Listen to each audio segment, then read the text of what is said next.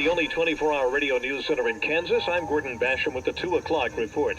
30 years have gone by since the serial killer calling himself BTK took the life of his first victim. Now, Wichita police say they've solved the case with the arrest of a 59-year-old Park City man. Today is a very historic day. The bottom line, BTK is arrested.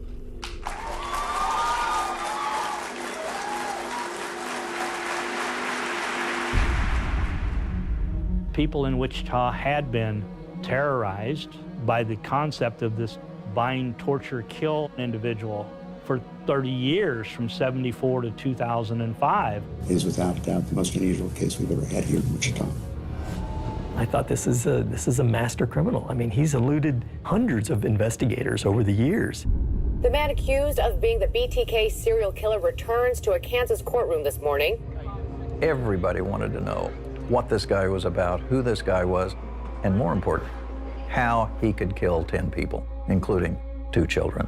The hope is some of the burning questions people here are asking may be answered soon by Rader himself. Mr. Rader, I need to find out more information. Well, I mean, I strangled Mrs. Otero, and she went out, or passed out. I thought she was dead. She passed out. Then I strangled Josephine. It was so quiet in that courtroom, you could hear a fly landing on a piece of paper a mile away in there. Dennis Rader was in the center ring of a 3-ring circus, and the spotlight was on him. Because of his ego, he loved that, absolutely loved that. At that point in time, strangled her for a death strangle at that time. With your hand? There was no regret. There was no, I feel bad for doing this. What happened then? Trying to find a place to hide her, hide the body. Did you find a place? Yes, I did. Where? You gotta be kidding me. I looked at this and I thought, that is what killed all these women? To the car, put her in the trunk of the car. When people watched the televised courtroom confession of Dennis Rader, they basically thought they knew the whole story. But for me, that was just a start. Hello, you have a prepaid call from Dennis L. Rader, an inmate at Kansas Department of Corrections. To accept this call, press or say. When you went before Judge Waller and he asked you to talk about the details of all the crimes, what were you thinking? What was that like for you? Well, I guess I want to be truthful. I wanted to let people know what happened, and people were aghast that I would go like that. Whoa, it's like I was putting on a show or something. Were you feeling anything when that was happening? I just unloaded. Maybe it was a way of a pressure valve, I guess. Okay. Here I am, on the mound. I'm Dr. Catherine Ramsland, professor of forensic psychology. I've been corresponding with Dennis Rader for over 10 years to try to understand what led him to become one of the most notorious serial killers in America. He really controlled Wichita during that time period. Rader wanted you to know he was watching you. He was aware of you. He wants you to feel his eyes on you. That's so frightening.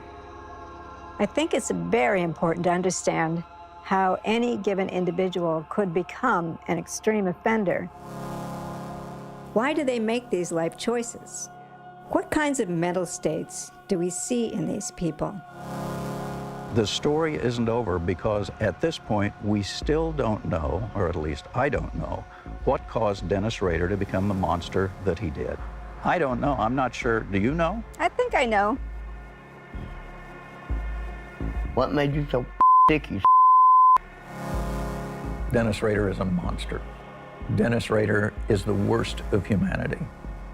I don't want the story to go away until we find out why. Why did he decide that his life was going to be that of a killer?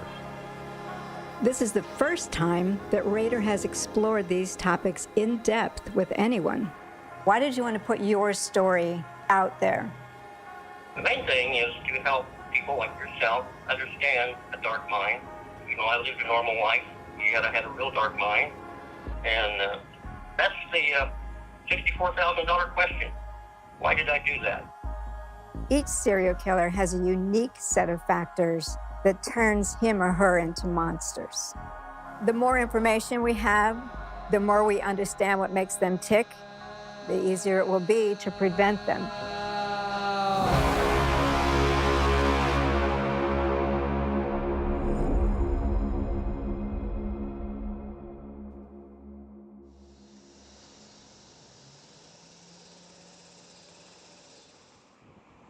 Serial killers have interested me for about 30 years, and in part because when I was a kid, there was a serial killer operating in my neighborhood before anyone even used the phrase serial killer. And my brother's friends found the first body on their farm. An Eastern Michigan University student was charged today with one of the 7 co-ed murders in the Ann Arbor, Michigan area. John Collins, 22-year-old student at the University School of Education. John Norman Collins is also known as the co-ed killer because co-eds from 2 different university campuses in the area were being picked up and murdered. It fascinated me to watch the development of this case in the newspapers, and I wanted to find out more about serial killers. Later in life, as I became a professor of forensic psychology, extreme offenders were something we knew very little about, and I wanted to contribute to that. I've published 68 books and have 4 more in the works.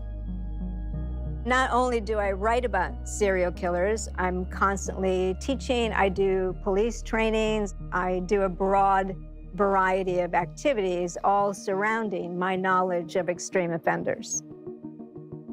A lot of myths have cropped up about serial killers, so I especially want to study cases that show that these myths just don't work. And law enforcement needs to understand this so that they don't dismiss a potential suspect too soon. Dr. Catherine Ramsland is one of the leading serial killer experts. She's helped us understand how we might notice certain behaviors at an early age, pick up on those behaviors, and get help for those behaviors before it's too late. When Dennis Rader was finally caught and revealed to be this older guy, paunchy, balding guy, I was interested in the media response to him. This is a man, a family man, who went home to his wife and 2 children every night. Doctor, why were there no red flags? Why did nobody see this? He was a church leader, a family man, right there in the middle of the community. You know, I'm amazed by that as well, that nobody was able to figure out that this guy had this secret life that he was hiding. The media wanted a specific type of person to fit the mold of serial killer. But he'd been a family man, a churchgoer, he had a job. You know, he basically blasted all the FBI stereotypes out of the water. One of the reasons I wanted to work with him was to look at someone who appears to be an outlier and see what he teaches us. Because he's not unique. There are others who have been family men, churchgoers, seemingly normal people who have these thoughts and sometimes act on these thoughts. And so I think it's important for us to not just understand them, but also treat them before they become serial killers. My initial communications with Dennis Rader were kind of interesting. He liked the fact that I came in with credentials because it meant he was being taken seriously. But at the same time, he wanted to test me. He said he wanted me to solve some codes, and he liked working with codes. He began to send me cut-out pages from magazines and newspapers where he'd circle things and he'd make odd comments. At one point he said, "I understand you're interested in recipes of the 3-layer kind." I thought that was strange because I actually don't cook, and especially 3-layer recipes, so I didn't really quite get what he meant.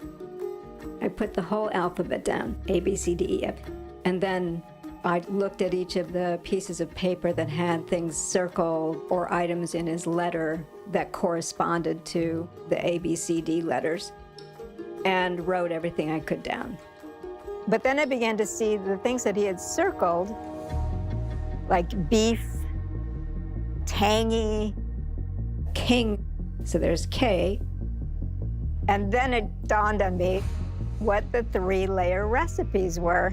BTK, for bind them, torture them, kill them. And so once I returned the code to him and said, okay, what's next? He recognized not that I had solved the code, but that I would play the game. So your fantasy life was more important to you than your real life, it sounds like. Well, I guess in a degree it was. The fantasy world was always right there, you know, not very far away. I could switch gears and move into one and move out of the other very quickly. There's a great value in understanding Dennis Rader and his motivations, the things that made him do what he did. If we have more people who are skilled at recognizing those aspects of a person that might lead them in a path of some criminal behavior, whether it be a serial killer or whatever, if they can intervene, I mean, think of the lives that they'll save. I would love it that you could just get some of this stuff off your chest. Your health is declining, and I think it'd be really great for you to be able to just say what you need to say. Is that okay with you? Yeah, I think so.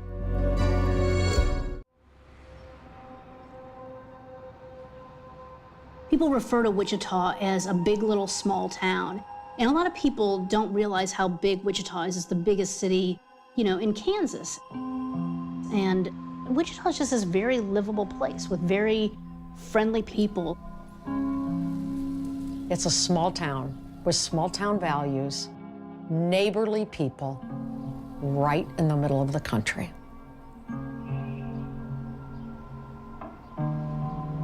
Dennis Rader was raised primarily in Wichita and moved to the suburb of Park City when he got married. When I'm writing about any person, I want to see what they saw, smell what they smelled, feel the air. Where did he work? What kinds of travel routes did he use? It's almost as if I'm putting myself in their headspace. There's a psychology in it. Well, good morning. Hello, Dennis. I'm in Wichita, haven't been here since 2016. Oh, You ready to go? I guess so. Okay. Dennis Rader is in El Dorado Correctional Facility in Kansas. He's in a cell by himself, apart from the general population in the prison, but he does have a phone that he can use. Let me get a drink of water here. Okay. My mouth is awful dry. Nervous. Okay. In order to produce the kind of book I wanted, I needed to get permission from family members of the victims who had formed a trust. Dennis Rader had signed over his life rights to the victims' family trust as part of a settlement. So Dennis Rader gets absolutely no profit from any of the work I do with him. So what's your cell like? Well, basically it's a 12 by 8, concrete naturally. The way to approach really any offender is to be non-judgmental. That's the first rule. You have to be able to listen to what they have to say, no matter what they have to say. The concrete is cracked, and I look through that, and I look for figures. Mainly I look for eyes first, and that's what I usually spot, the eyes, and then I could probably draw hundreds and hundreds of those things off the floor. I call them cave monsters. But at the same time, you also must keep your goals in mind. You must set parameters and keep some respect in the process. Is that why you call yourself a cave monster? Yeah, people call me a monster. I guess I am sort of a monster. But basically a doctor, Dr. Jekyll and Dr. Hyde. Rader loves to manipulate people. And I know, despite a long involvement with Dennis Rader, I could easily be used and exploited in some way. So yeah, I have to keep my guard up really all the time.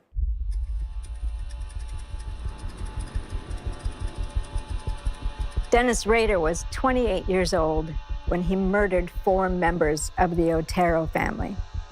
By all appearances, Dennis Rader was an average Joe, and he lived in Wichita his whole life except for the years from 1966 to 1970 when he served in the Air Force.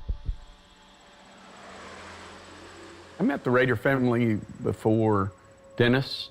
We went to church together at Christ Lutheran. I remember Dennis coming back in '70 from the service. It was a big deal. All the people of the church who had been there for years knew him. So they were welcoming home and, you know, how you doing and where you going to work. We had an old basketball goal up. Dennis and his brothers would play. Dennis didn't like to lose. He was a little bit of a bully, arrogant, older, better, whatever, you know, those kind of things. In 1970, Dennis Rader returned from the Air Force, and he's 25 years old. The world that Dennis Rader is coming back to, the Midwest, puts a big emphasis on family values, where what matters is going to church, getting a job, getting married, and raising a family. His parents wanted to introduce him to a girl at their church. He met her and got married pretty quickly. What were you anticipating when you thought about getting married? What were you anticipating being as a husband? Well, I think the main thing I'm in is love. I was really in love with my wife, and I still am. I still have fond memories. But basically, I think like any man, we fall in love. We don't really have any other thoughts except we want to eventually, you know, marry marry your person that you've met and falling in love with. The question is commonly raised, can serial killers, can they ever really love someone? If a serial killer has what we call the brain of a psychopath, their emotions tend to be shallow, and their ability to process moral information is distorted. If Dennis Rader talks about loving someone, it could be that he really doesn't experience that very deeply. Rader got his dream job, as he would call it, at Cessna, building aircraft. But then a short time later, he lost the job. And this was a big failure for him. He couldn't figure out why he'd been laid off, and he also had the pressure of how he'd support his wife. You got a job at Cessna, which you loved, right? And then you were laid off. What was that like for you? Oh, that was a tremendous blow to me. That was what really set me off on going to my first break-in back the day I got laid off.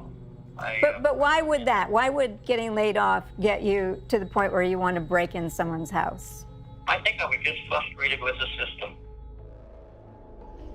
So I had an opportunity for that evening. And I just basically went on a prowl and broke into my first home. When you talk about your organized offender, which if you look from Dennis Rader's perspective, most of what he did would fall into what we call an organized offender style. They plan, and he actually would execute practice sessions to see what it was like to break glass, go through a house he wasn't familiar with. Until he thought he was ready, he would try to get the timing down of his potential suspects, then use that to have a successful event. That person wasn't involved in your layoff. Why would you pick someone like that to take out your frustration on? Basically, I wanted to do something, I guess, deviant. That was a way to relieve my frustration. Did it work? Oh, no, I got worse. When he got fired, he was so angry that he wanted to do something destructive, to act out against society. And that meant breaking laws. And that made him feel better. It just gave him a sense of being powerful again. And he was ready to move forward with something far more serious and lethal. I had started on this dark side a long time before that, and the volcano was finally starting to erupt.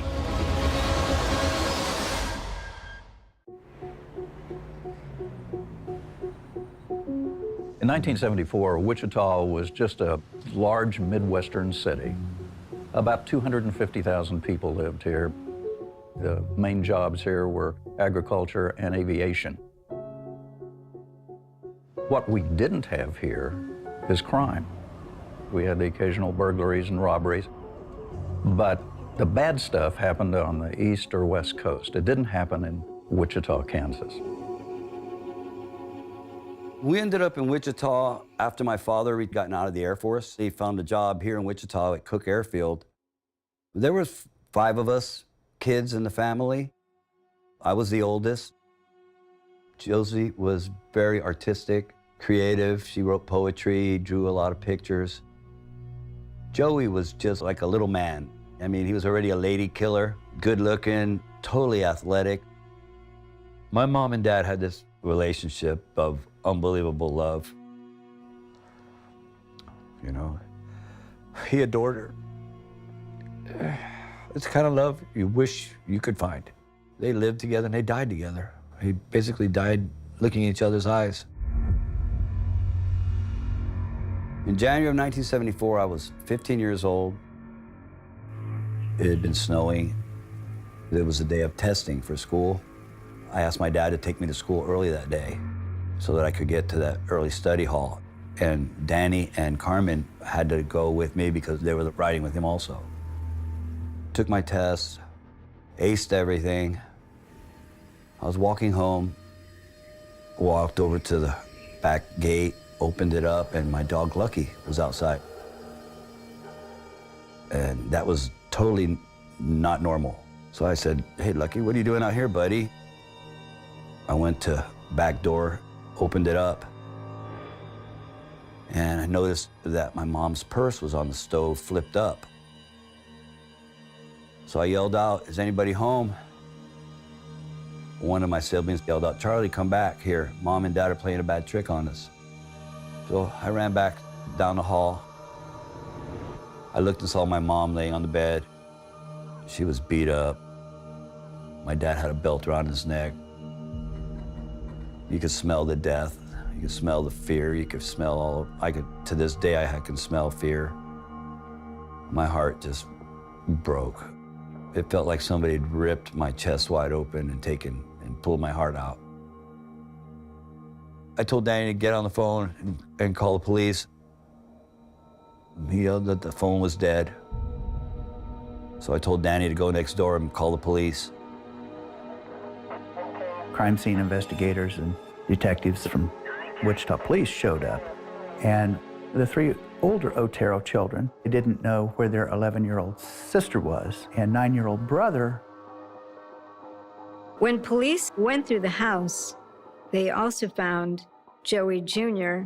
dead in his bedroom and Josephine hanged from a pipe in the basement. They took us to the police department. I asked for Joey and Josie. And finally, a police captain and a chaplain came up to me and said, "Charlie, we gotta tell you that Joey and Josie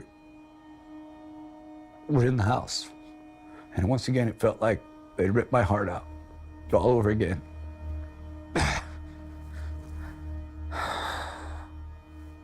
Sorry.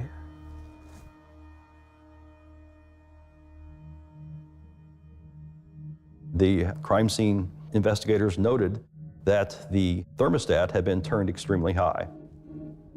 I turned the temperature up in the house so that would mess up their body heat temperatures. I did things like that.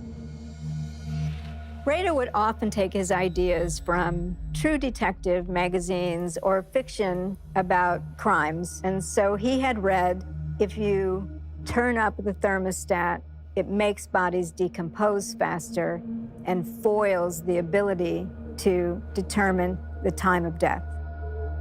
The lack of items stolen would give you the indication that the motive behind these killings was not a home invasion. It was more for the sexual gratification. The police, when they'd found 11-year-old Josephine partially clothed. There was semen on her and around her body. DNA was not even on law enforcement radar in the 70s. And that's one of the remarkable things about this case is the way the Wichita Police Department original crime scene folks collected that evidence and maintained it so that it was not contaminated, so that it was available for DNA when DNA came along years later. The Otero murders were the first taste of a maniac that we knew was loose somewhere in Wichita, somewhere in Kansas. We thought it was a one-off, a one-time deal. We were wrong. We're on our way to what was once the Otero house, where Dennis Rader committed his first murders, 4 people in a single family.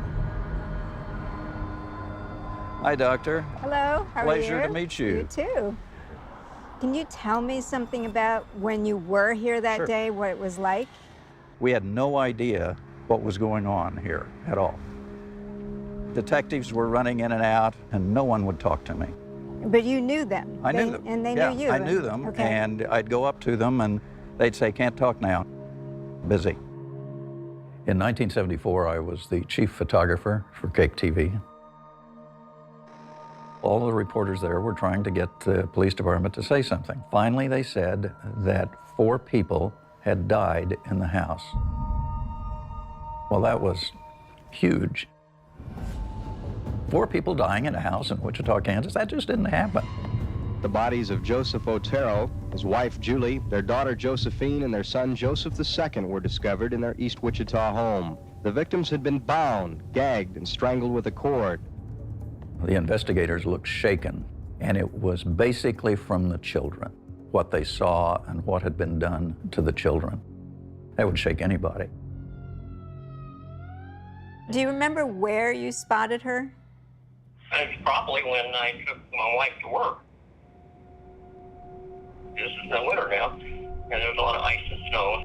A lot of times she didn't like to drive on that.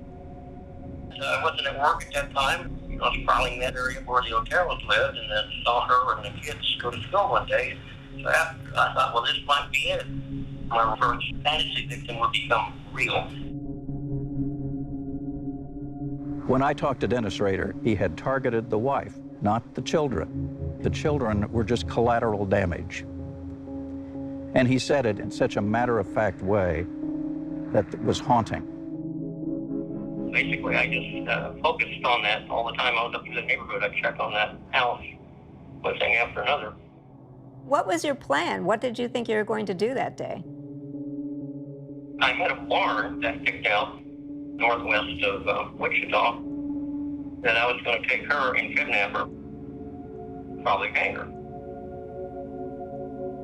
This Otero, they're kind of messed up the whole formula. He wasn't supposed to be there, but he was. They have a fence all the way around. I hadn't looked over the side of the fence. All of a sudden, there's dog prints all over the place. Didn't think about that. But I had to do something. That was teed up too much. But about that time, I reached down, took my cutters, and cut the phone line. He didn't know that Joseph Otero Sr. was not going to work. He also did not know they had a dog. All he's thinking about is he's picked them, he has a limited time frame in which to act, and now he must complete the plan. What we do know about psychopathic killers is that they tend to over-focus. So it's as if they're a train on a track that is not going to stop till it gets to its goal, no matter what. As you talked to Dennis Rader, did you feel at any point that he was trying to manipulate you? Always. Yeah. But I always knew that's how he operates.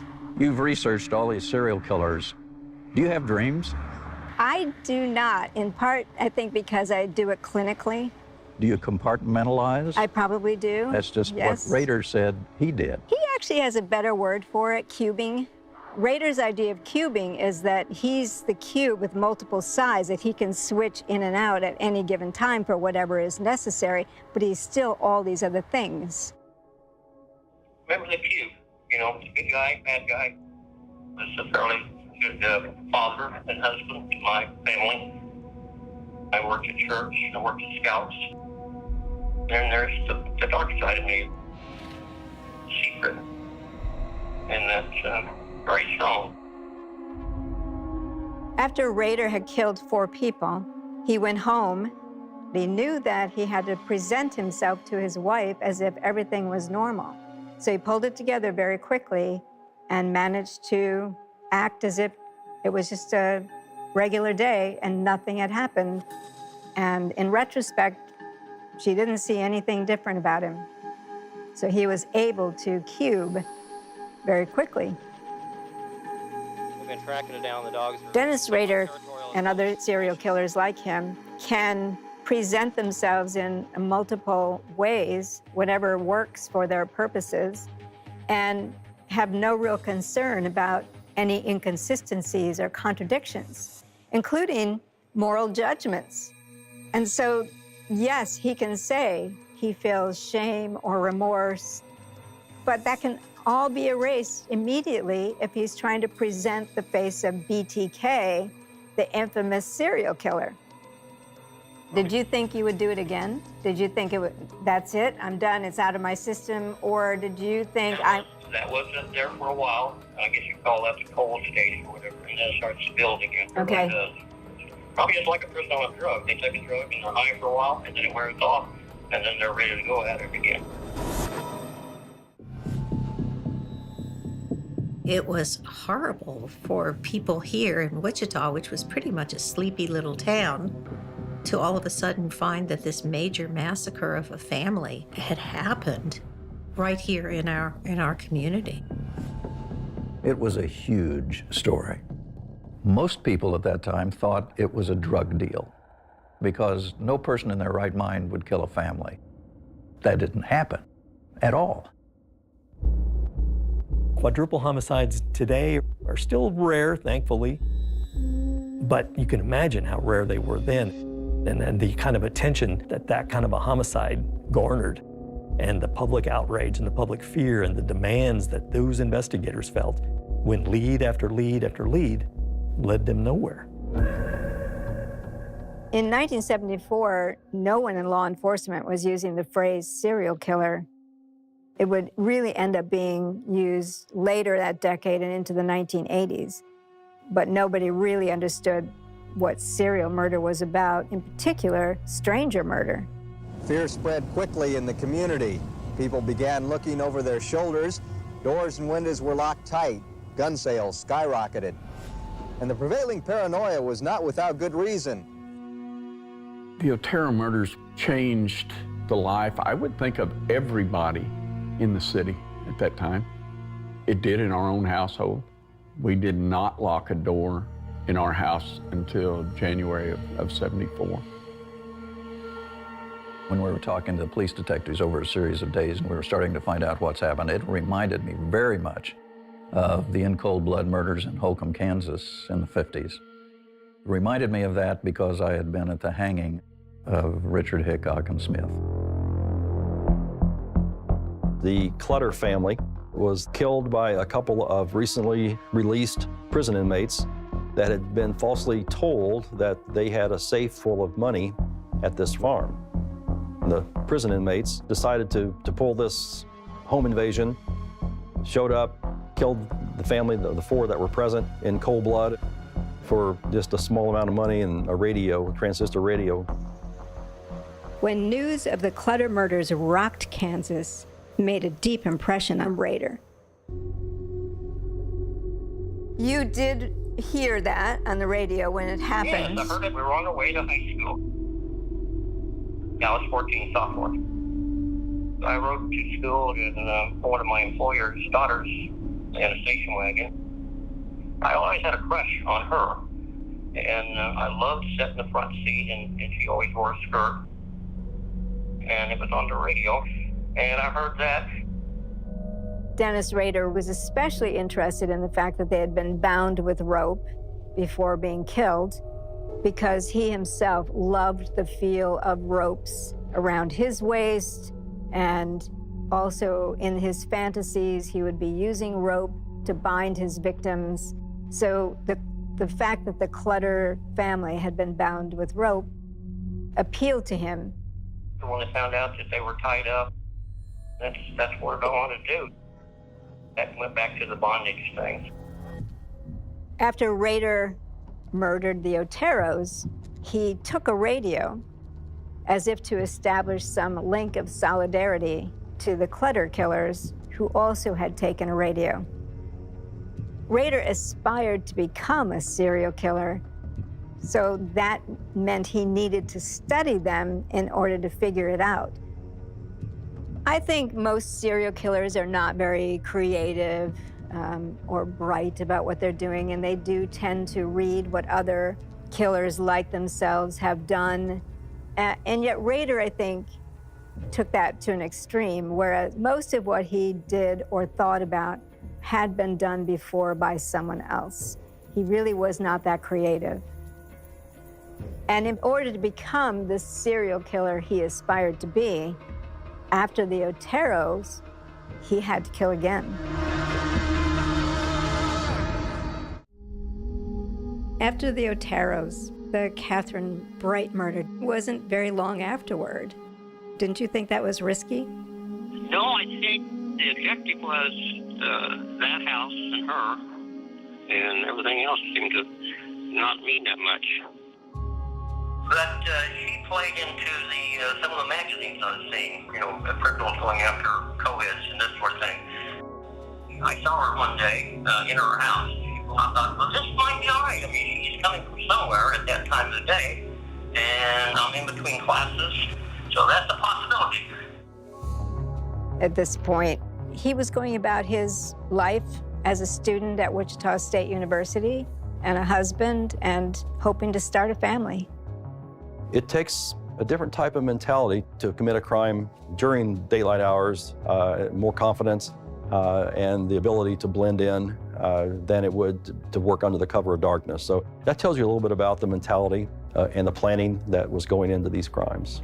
When you had picked out Catherine Bright, how long did you watch her before you decided to act? I parked away and watched that address for a while to see whether that was constant. And yeah, she did come home in the afternoon. So I thought, well, all I have to do is break in and be waiting for her when she comes in. So it took probably about a month. Catherine Bright was a 21-year-old girl who lived alone. She had a brother who was 19 who lived in Valley Center. One night, he spent the night with his sister so they could go shopping the next morning, and they got up and they went shopping. A normal day at that point. BTK prided himself on meticulous planning, or at least he thought he did. He knew who Catherine Bright was. He had monitored her for a while, but he was not expecting a brother. Well, the brother came in, and BTK had to do something with the brother because the brother was an immediate threat. He tied me up and had me tie my sister up, and he separated us into separate bedrooms. And he came back in and was going to strangle me to death. And I broke loose the bonds he had me tied up with and jumped up and fought him for the gun. He jerked it away from me, and then he shot me the first time in the head. And I went down, and then he thought I was dead. This was not in BTK's plan at all. He was there to kill Catherine Bright and to do all of the torturous things that he did to Catherine Bright. A brother, that wasn't in the plan. So a second fight entails, he once again shoots him, thinks he's killed him, and goes back to attack Catherine once more time, and next thing he heard was the front door open and Kevin's running away. So he knew his time was limited. So he didn't get to do everything he wanted to do. He said he knew he had to kill her and just move on, so he stabbed her. She panicked, and I just, out of sheer stupidness, I stabbed her. And I didn't like to use a knife, I really did. But as soon as he had stabbed Catherine Bright, he realized this was not what he wanted to do. What he liked was to strangle people, to bind them and strangle them. Stabbing was not in the picture, and never again did he use it. And then secondly, he ran out of the place. The door was wide open. So I saw him running down the porch and heading out into the road. So it was just total mess. When did you first feel like you were a serial killer? Probably after Catherine's life. Now that Rader had murdered people in 2 separate incidents in unrelated locations, he instinctively knew he was among the rare group of killers that grabbed headlines. Motiveless, random killings, sometimes thousands of miles apart. A Justice Department investigator calls it terrifying, an epidemic. They're known as serial killers, and according to law enforcement officials, there are at least 35 of them roaming the country now, stalking victims. Dennis Rader had aspired to become a serial killer, and with these murders, he had become BTK.